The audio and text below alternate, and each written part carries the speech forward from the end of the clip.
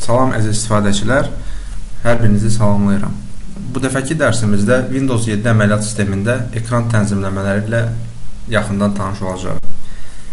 Deməli, bu dəfə öyrənəcəyimiz dərsdə biz Windows 7 əməliyyat sistemində arxa fonda yerləşən şəkli dəyişməyi, arxa fona sadəcə rəng verməyi, pəncərələrin şəffaflığını dəyişməyi və eləcə də bəzi digər xüsusiyyətləri öyrənmiş olacaq. İndi isə başlayaq. İndi mən sizə arxa fondakı şəkli dəyişdirmək üçün bizə lazım olan panelə necə girəcəyimizi göstərəcəm. Sağ düyməni tıklayıb Personalize üzərinə tıklayırıq. Gördüyünüz bu pəncərədə biz arxa fonu dəyişdirə biləcəyik. Bura gəlib düşmənin bir neçə yolu var. Digər yolları ilə sizə tanış edeyim. Sonra başlayaq. Deməli, Start düyməsini basıb Control panel tənzimləmə lövhəsinə keçirik. Bizə lazım olan menü Display menüsüdür. Əgər sizdə görüntü bu şəkildə deyilsə, yəni ilk dəfə kontrol panelə daxil olursunuzsa, sizə View Document kateqoriya şəklindədir. Buradan bizə Change Desktop Background gördüyünüz linkin üzərinə tıklamağınız bizi həmin yerə aparıb çıxardacaq. Və yaxud ki, Large Icon seçib Display düyməsini basırıq. Buradan isə Personalization linkini vurub bizə lazım olan panelə gəlib çıxırıq. Artıq bura gəlib düşmənin 3 yolunu gördük. İndi isə başlayaq. Desktop Background menüsünü basırıq. Desktop Background səhifəmiz açıldı. Demək, burada biz əgər bir ədəd şəkil seçsək, bu şəkil bizim arxa fonda statik olaraq yerləşəcək. Əgər bir neçəsini seçsək, bizim arxa fonumuzda slideshow əmələ gəlmiş olacaq. Slideshow düzəltmək üçün şəkillərin üzərinə mausu gətirib sol küncəyə diqqət edirik. Burada bir boşluq var, xana var.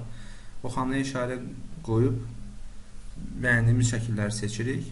Sonra bu şəkillərin neçə saniyədən bir dəyişməsini təyin edirik. Mən 10 saniyə qeyd etdim. Fill seçirəm bu menyudan ki, şəkil bütün ekran boyunda artılsın.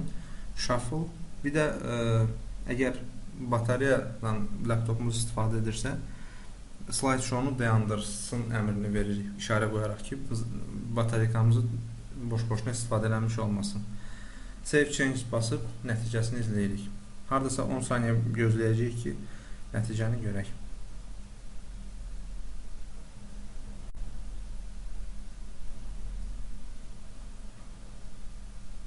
Gördüyünüz kimi arxa fon şəkilləri bir-birinin ardıcıl dəyişir.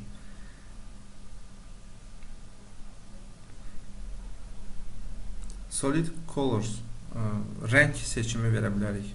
Arxa fonumuzda illah da şəklin olması vacib deyil. Statik bir rəngdən istifadə etməkdə məqsədə uyğundur. Bu zaman daha çox tünd rənglər istifadə etmənizi tövsiyə edirəm, çünki görməyə problem yaratmır.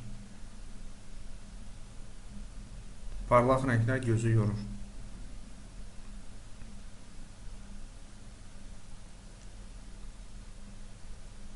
Bilgisayarımızda olan hər hansı bir qovluğu seçib, o qovluğun içindəki şəkilləri təyin edə bilərik. Əgər işarələri yerə yığışdırsaq, bu üç şəkildən birini də saxlasaq, o şəkil statik olaraq wallpaper, arxa fon olaraq istifadə olunacaq.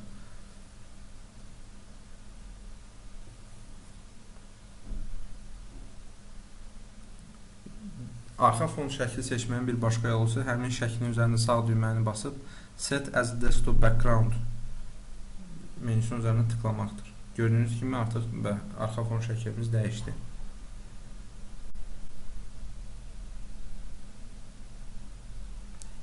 Window Color pəncərələrin rəngi menüsü.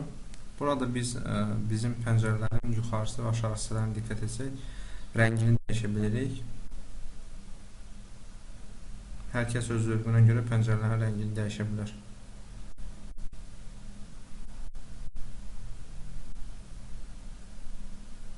Enable Transparency bu şəffaflığı aktivləşdirən bir xanadır. Əgər işarə qoysaq, pəncərələrin üst hissəsi və bəzi hissələri səhifənin şəffaf olacaq. Color Intensity-ni biz sağa və sola dəyişərək şəffaflığı artırıb azalda bilirik. Bu mikserdən isə əgər yuxarıdakı seçimlərdən heç biri xoşunuza gəlmirsə, Hue, Saturation and Brightness-i tənzimləyərək öz zövqünüzə uyğun rəng düzəldə bilərsiniz.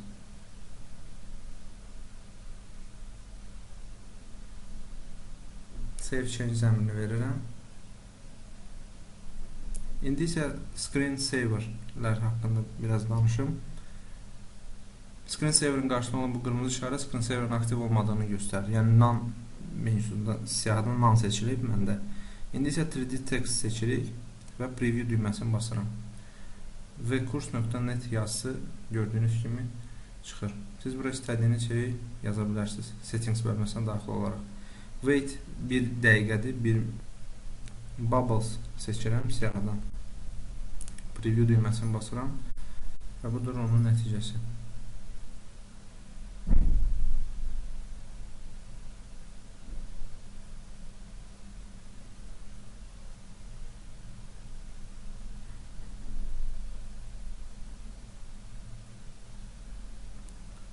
Öyrənəcəyimiz digər mövzu desktop icons. Desktopdakı ikonlardır. Bu hissədən biz Computer User Files Recycle, Control Panel və Network ikonlarının görünüb-görünməməsini təmin edə bilərik. Bu sistemin cari ikonlarıdır, hansı ki tez-tez istifadə olunur. Computer Change icon düyməsini basıram və bizim kompüter ikonumuzun ikonasını dəyişirəm. Apply düyməsini basıb bu iki düyməsini basıram ardınca. Və indi biz nəticəyə baxacağıq. Gördüyünüz kimi kompüter ikonası səhifəmizdə əmələ gəldi və onun ikonu tamam fərqli ikondur. Hansı ki, az öncə mən onu bu cür təyin etdim. Yenidən Change ikon düyməsini basıb ikonu dəyişdiririk. Bu siyahıdan siz üzərinizdə yatan digər ikonlar yerləşdirə bilərsiniz.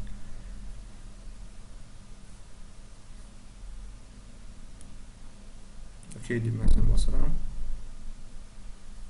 Və indi Change your account picture. Account şəklimizi dəyişməyi də öyrənək. Mən account şəkli olaraq Virtual Kurs.net və Kurs.net'in logosunu yerləşdirmişəm. Bunu bura necə yerləşdirdiyimi göstərmək üçün Browse for more pictures linkinin üzərinə tıklayırıq. Bilgisayarımızda olan hər hansı bir yerdən şəkil seçib Open düyməsini basırıq. Şəkil artıq bizim accountumuzun şəklidir.